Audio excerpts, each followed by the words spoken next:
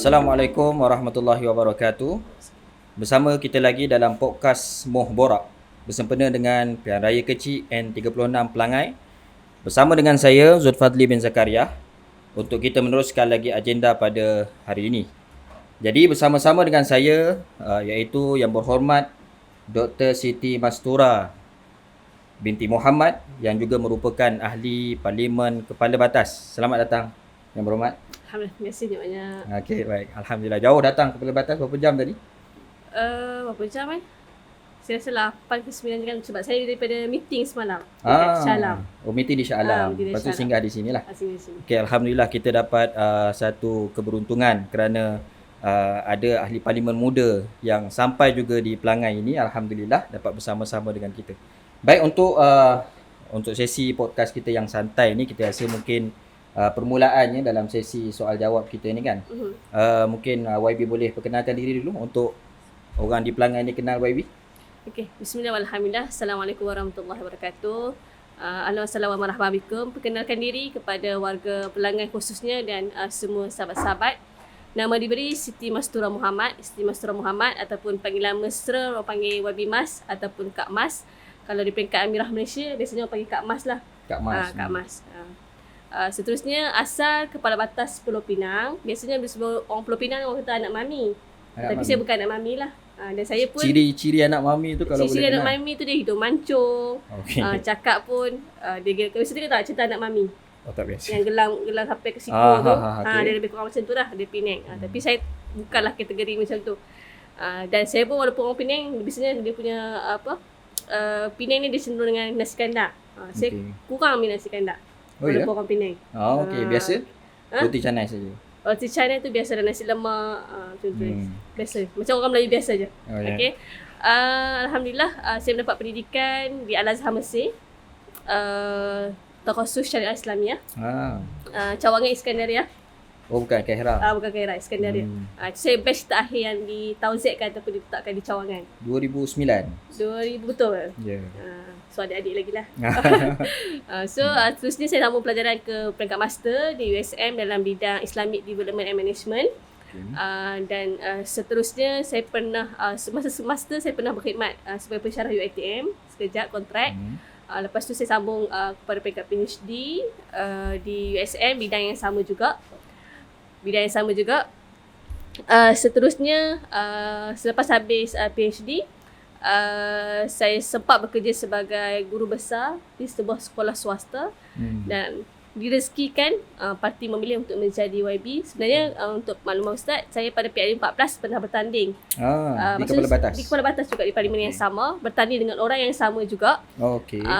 Belum rezeki menang dan alhamdulillah pada PRD14 direzekikan untuk bertanding sekali lagi dan menang. Daya mengalahkan yang dulu. Ya.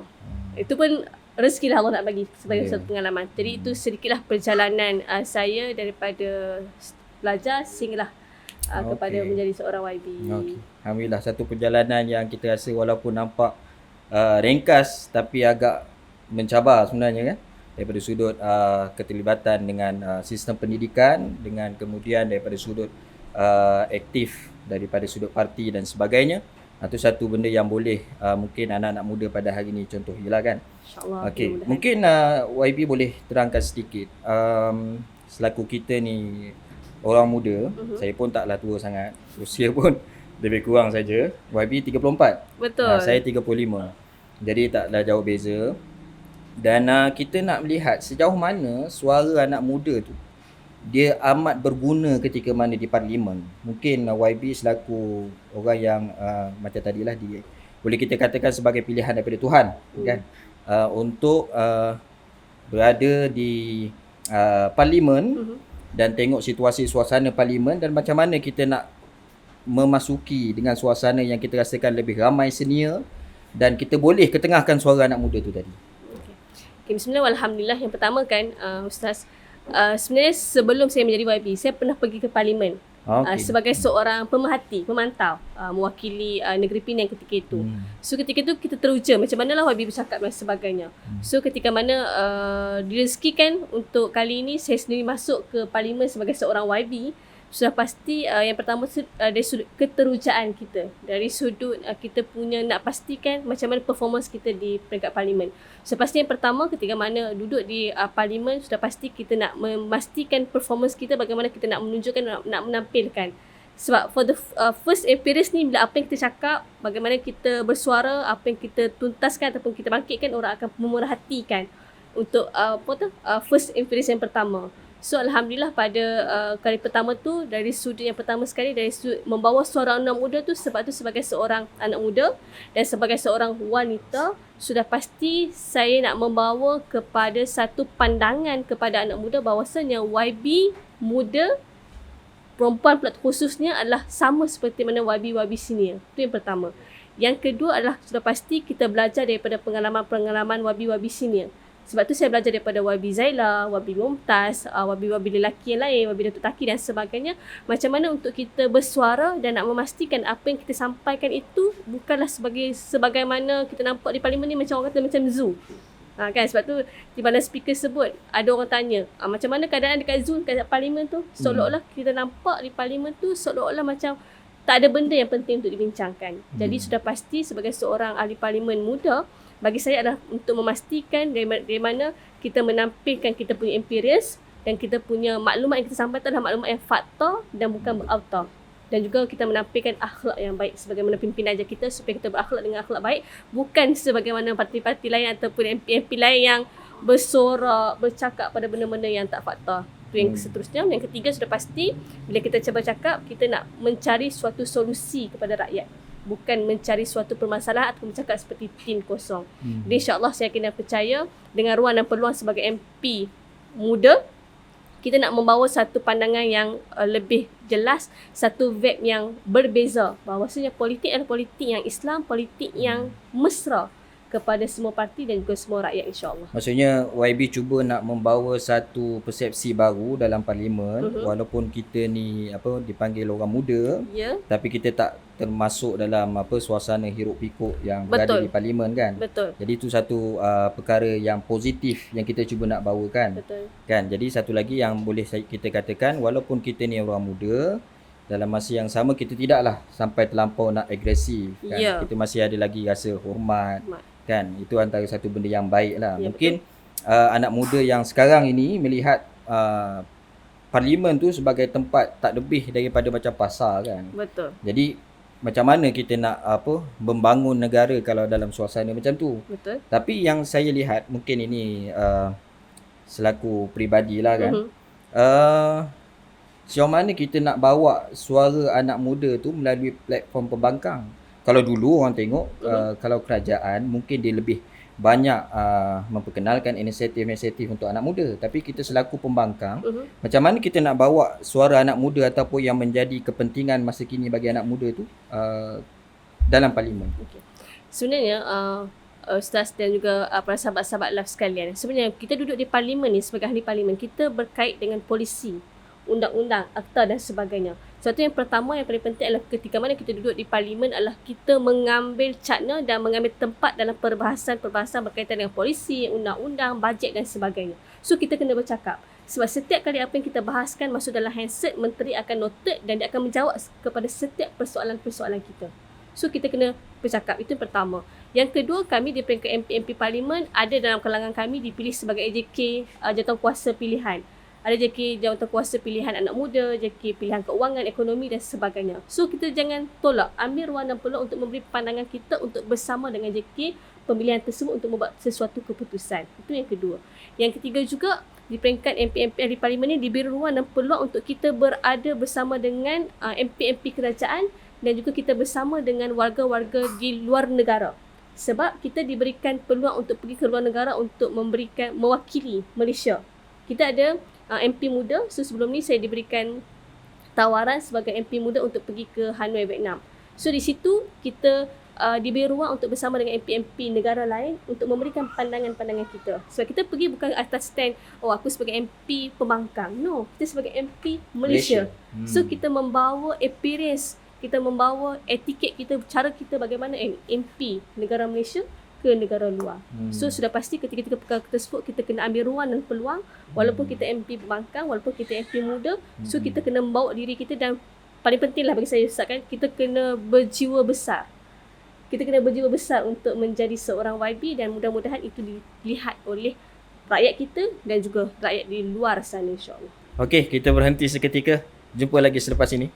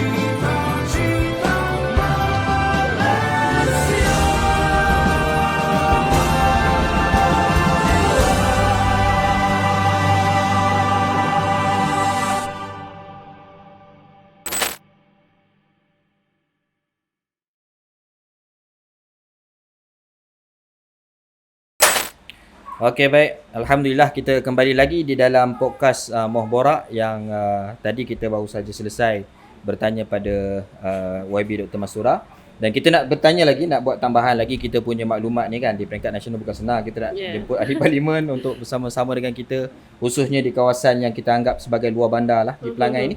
Jadi untuk mungkin kita boleh masuk sedikit di dalam suasana yang melibatkan luar bandar ni.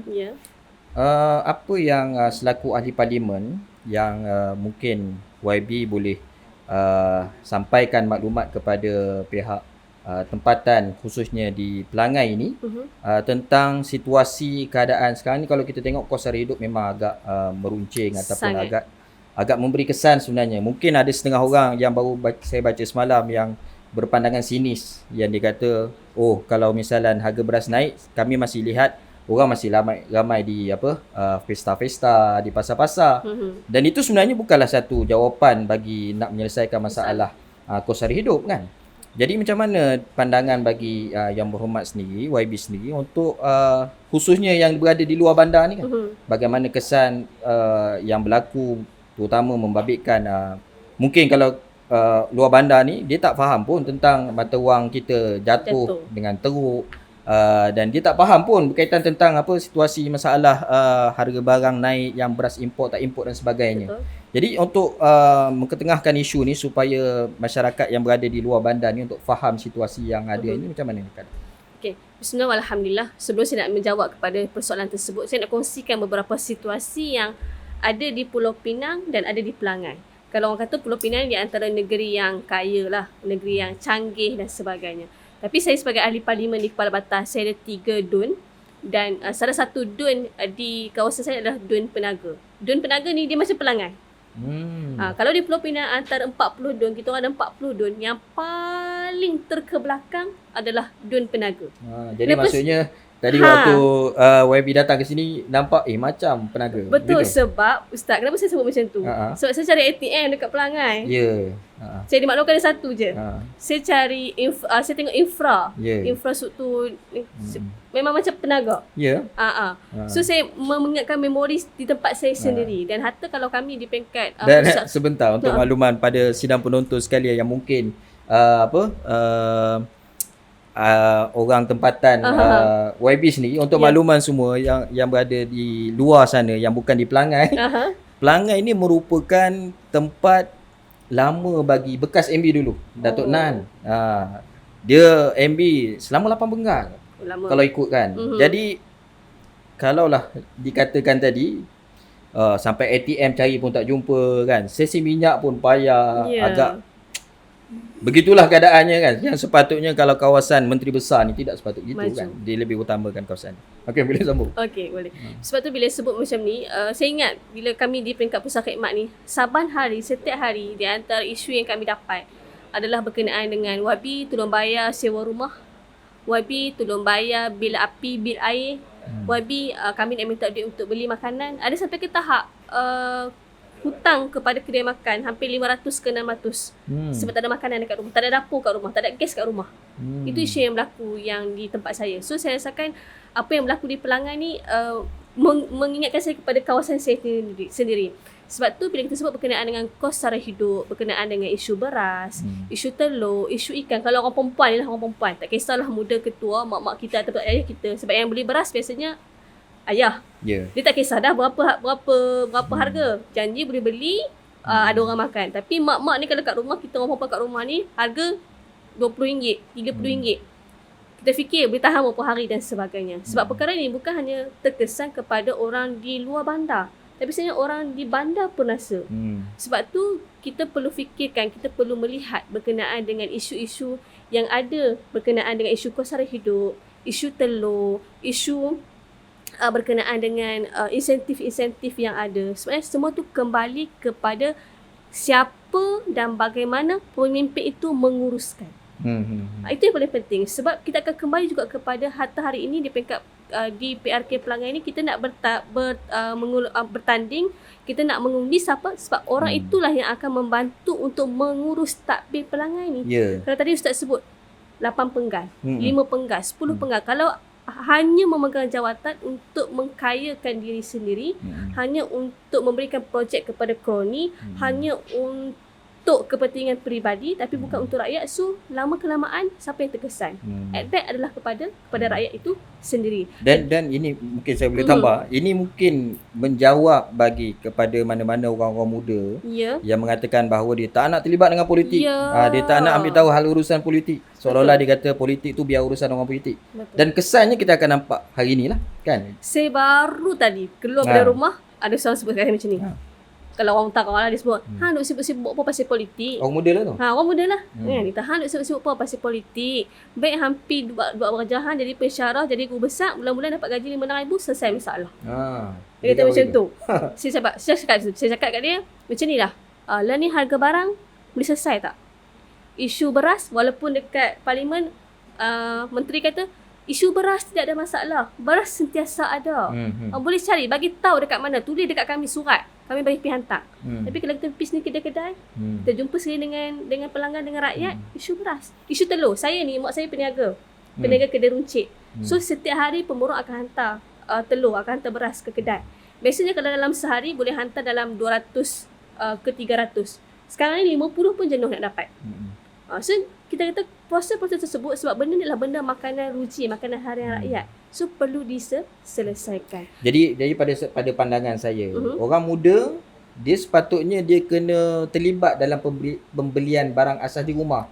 Jangan dia hanya mengharapkan mak ayah, kan. Kalau dia tak terbeban, dia tak merasakan suasana hidup yang melibatkan dengan kos, terutama membabitkan kos sara hidup, mungkin dia akan rasa benda itu sebagai satu benda yang ringan, benda yang tak ada memberikan apa-apa sebarang kesan pada diri. Betul. So sekarang ni pun kita tengok kuasa membeli agak kurang. Kalau contoh kawan-kawan kita yang berniaga baju, berniaga kosmetik, berniaga barang-barang, sekarang ni memang sangat-sangat drop. Melainkan kalau berniaga makanan pun, makanan alhamdulillah setiap hari benda kita makan, kan. Tapi kuasa membeli tu agak kurang. Sebab apa? Sebab sekarang ni dengan RM50 apa je yang kita boleh beli.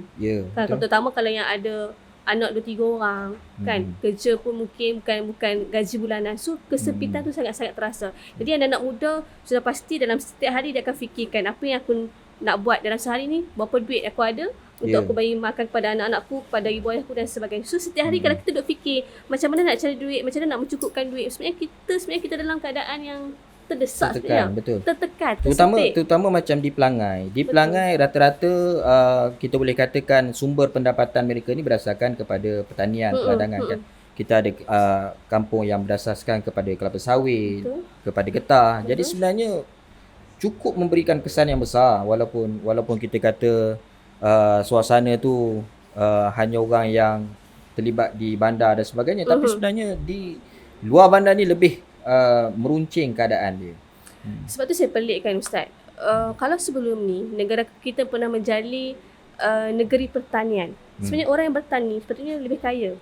Oh, begitu. Kan? Seperti orang bertanya, sebab kita yang menghasilkan benda, kita hasilkan padi, kita hasilkan minyak, kita yang hasilkan getah. Tapi benda-benda tu semua sebab kita adalah pengeluar utama. Sebab dia keperluan asas dan orang memerlukan kita. Ya, orang memerlukan kita. Kalau tak ada kita, tak ada benda-benda yang seperti beras, seperti getah, tayar dan sebagainya kan. Tapi benda-benda tersebut dieksport, dijual kepada orang tengah, kita dapat harga yang sedikit, orang tengah menjual dapat harga yang mahal, orang yang kita membeli dapat harga yang lebih mahal. So yang paling terkesan adalah orang pemula.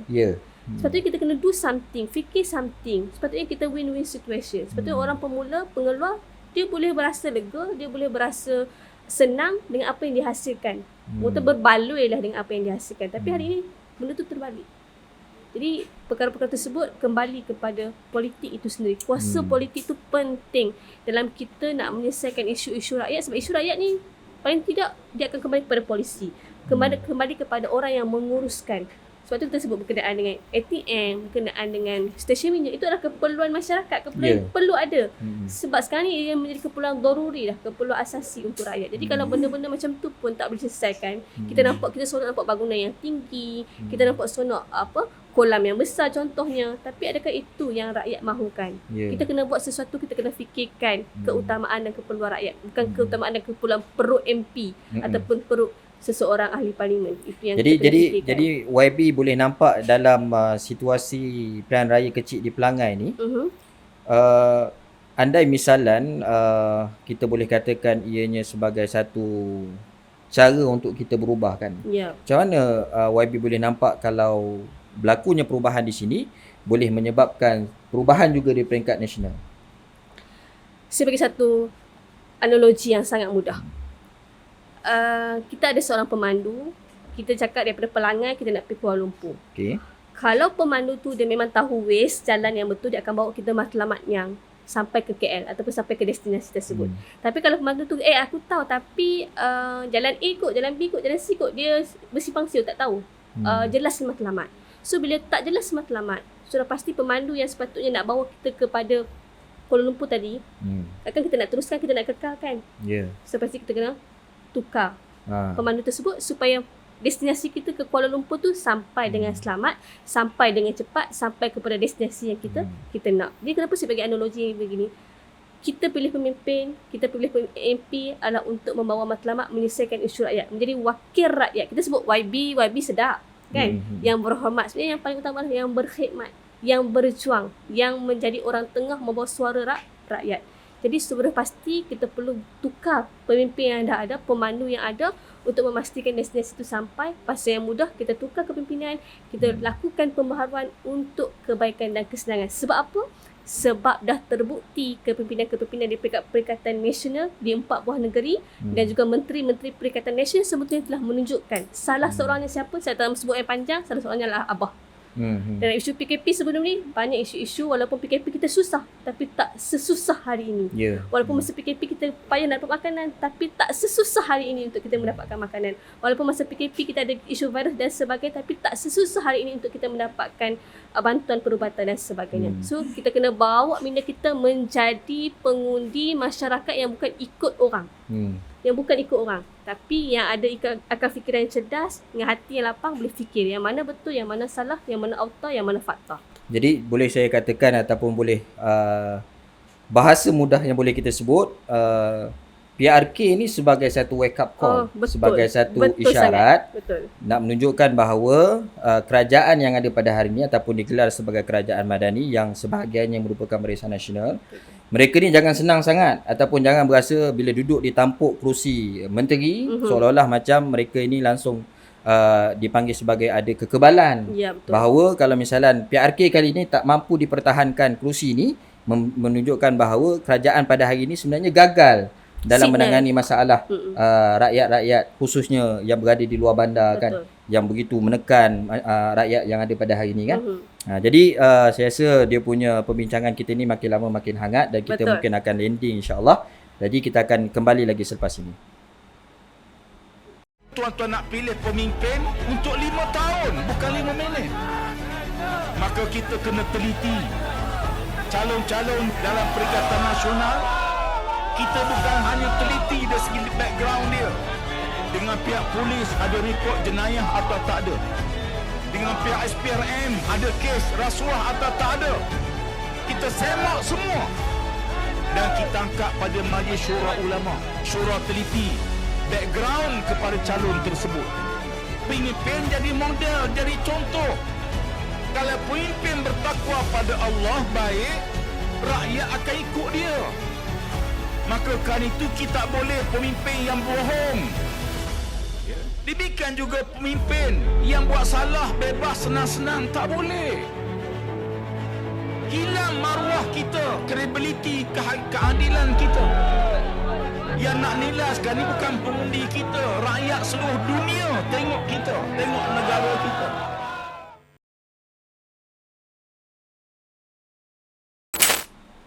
Ya, bismillah.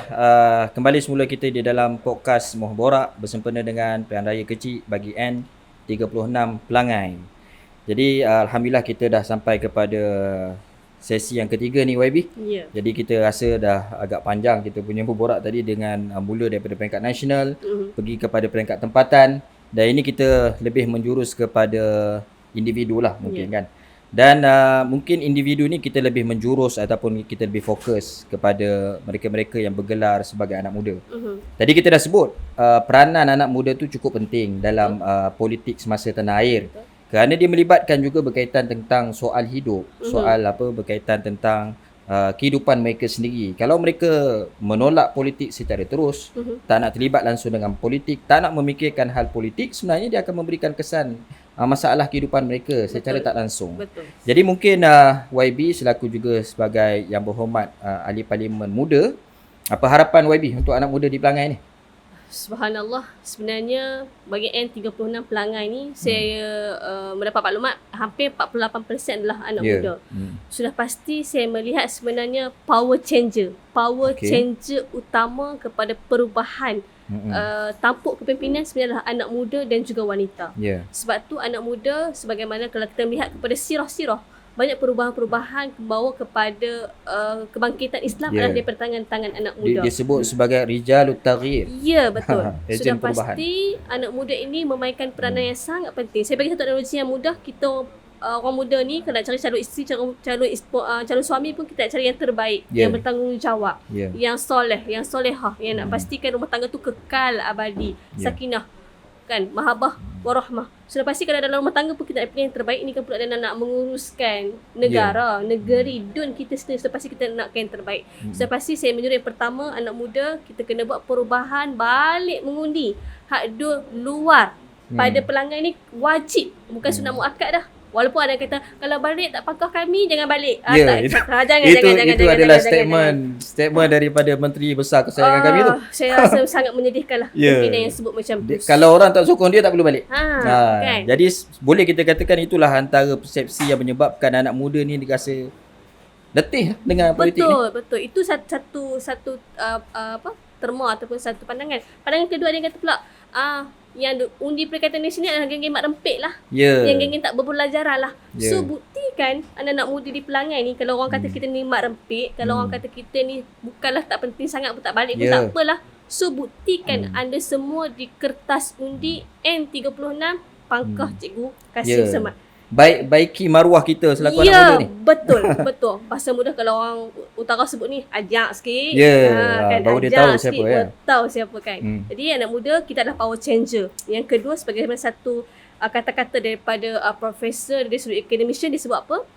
Anak muda kalau tak cakna kepada politik, dia akan menggugat kepada status ataupun Melayu Islam.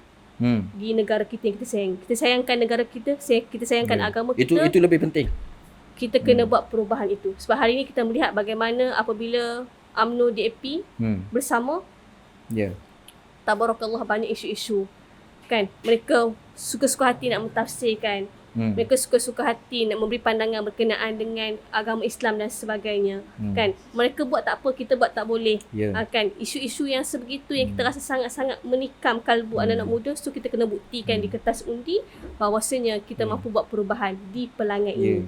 Dia soal begitu kalau kita tengok. Sebenarnya anak muda ni kalau melibatkan soal sebegitu, sebenarnya anak muda lebih mudah nampak ketimpangan yang berlaku tu kan. Maksudnya Kenapa orang tu buat boleh, kita buat tak boleh? Yes, Kita betul. orang muda dia lebih mudah nampak dia punya double standard yang ada. Betul. Jadi selaku kita ni berjiwa muda, bila berlaku keadaan double standard macam tu, Betul. kita akan lebih mudah bangkit. Sepatutnya anak muda dia kena ada sifat sebegitu kan. Betul. Saya ingat lagi Ustaz, masa kat parlimen, saya ada tanya soalan tau kepada menteri. Saya tanya kenapa Menteri apa tu? saya tak mahu sebut menteri apa. Saya tengok balik kan. Okay. Saya tak nak sebut menteri apa. Saya tanya soalan saya tu, kenapa bila TikTokers kita Yeah. dia tak bagi tahu pun dia condong kepada parti mana. Ya. Tapi dia cakap benda yang fakta, benda yang data, berdasarkan kajian, berdasarkan data-data yang dia dapat. Dia keluarkan data-data.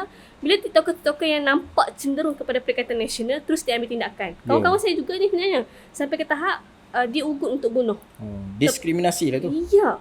Tapi bila kita ni buat laporan polis, apa dia cakap? Tidak ada laporan yang kami dapat Berkaitan dengan dia. berkenaan dengan dia. SKN tak dapat pemahaman. Padahal kita ni dah buat laporan polis dah lebih daripada 50 ke 60. Kan? Tapi bila pihak sana membuat sesuatu sebagaimana kita bercakap, TikTokers mereka bercakap negatif-negatif, benda yang auto, kan? Tak ada pula tindakan. Tak ada tindakan. Tak ada tindakan Tak ada langsung. radio kah? Kita buat berpuluh-puluh laporan pun tidak ada tindakan. Sebagaimana ada seorang YB tu cakap kan, kalau gelombang hijau menang di Pulau Pinang, akan runtuhnya tokong-tokong di negeri Pulau Pinang. Itu 3R. Yes, tapi walaupun kita buat kenyataan media, walaupun kita buat laporan polis, nothing. So anak muda, macam ni ke kita nak jadikan negara kita terus-menerus situasi yang genting macam ni? So kena bijak lah. Lama kelamaan saya tengok kalau situasi berterusan, Betul. esok suara anak muda yang dianggap sebagai perlu diketengahkan, Betul. makin lama makin malap. Itu kita nampak kesan kalau misalnya kita biarkan pemimpin-pemimpin macam ni terus mentadbir negara kita ni. Betul. Jadi sebab tu kita ingat selaku YB juga merupakan ahli parlimen anak muda, kan boleh tunjukkan sebagai satu contoh bukti untuk kita boleh lihat, anak muda yang di luar sana boleh lihat yang kita berpartisipasi ni, keterlibatan kita di dalam arena politik ni tidak lain dan tidak bukan untuk lebih nak supaya suara anak muda tu lebih didengari, dan juga kita nak cuba mengurangkan suasana-suasana yang dianggap sebagai tidak betul. Penyalahgunaan kuasa, itu yang ada dalam ciri-ciri anak muda ke semua. Betul. Jadi untuk akhirnya mungkin YB boleh berkempen sikit. Boleh, sudah pasti. Sebab calon kita ni bukan orang kaleng-kaleng. Kalau orang tempatan. Kaleng-kaleng. Orang tempatan. Cikgu pula. Biasanya cikgu ni dia akan membawa kebaikan, dia akan ajak benda yang betul kat anak murid. Dia bukan suruh anak murid buat benda yang tak elok, benda yang tak baik. Sudah pasti saya yakin dan percaya calon kita Cikgu Kasim bin Samad ni merupakan individu yang terbaik yang telah dipilih oleh parti mewakili Perikatan Nasional di N36 Pelangai ini. Merupakan dia guru silat kalau untuk makluman. Ya, subhanallah. Betul, guru silat. Guru silat, guru mengajar pula. Saya tengokkan juga mempunyai anak yang ramai, mempunyai jawatan-jawatan yang penting-penting, bukan jawatan-jawatan yang lompat-lompat. Ada setengah jawatan lompat-lompat, lepas tu dia claim. Dulu kami jawatan ni, dulu kami jawatan ni. Itu claim lah tu kan. Dia lompat-lompat jawatan ni, tak. So sudah pasti sebagaimana beliau adalah merupakan bahasa mudah, ibarat lilin yang menerangi kegelapan. Sudah pasti saya yakin dan percaya inilah calon yang terbaik untuk kita buat perubahan. Dan pastikan masalah-masalah kita sebut tadi tu takkan selesai melainkan kita tukar pemandu, kita tukar kepimpinan yang terbaik sebagaimana tagline Perikatan Nasional adalah bersih, stabil dan juga prihatin. Dan insyaAllah sebagaimana tagline juga Cikgu Kasim kita, iaitu muafakat, berkat, makmur, mudah bawa bincang. InsyaAllah cikgu ni insyaAllah mudah bawa bincang belakang kan. Itu logat asli faham tu. Mudah bawa bincang. InsyaAllah. Mudah-mudahan ia akan memberikan satu impak yang besar. Amin. Khususnya di bumi Pelangai ini, dan juga akan memberikan isyarat juga yang besar di peringkat nasional, menunjukkan bahawa Perikatan Nasional merupakan satu wadah politik yang bukanlah boleh dipandang ringan. Betul. Kita juga membawa aspirasi rakyat dalam nak mentengahkan isu-isu rakyat, terutama membabitkan kos hari hidup dan sebagainya. Betul. Jadi buat pilihan yang bijak untuk anda semua pada 7 hari bulan ini, dan pastikan anak muda jangan lupa untuk turun pada 7 hari bulan nanti, insya-Allah. Calon nombor 1. Calon nombor 1. Jangan lupa. Calon nombor 1. Kalau boleh pakai siap-siap nombor 1 tu. Betul. Okey. Dan sekali lagi, muafakat, berkat, makmur, mudah bawa bincang. Terima kasih. Jumpa lagi pada masa akan datang.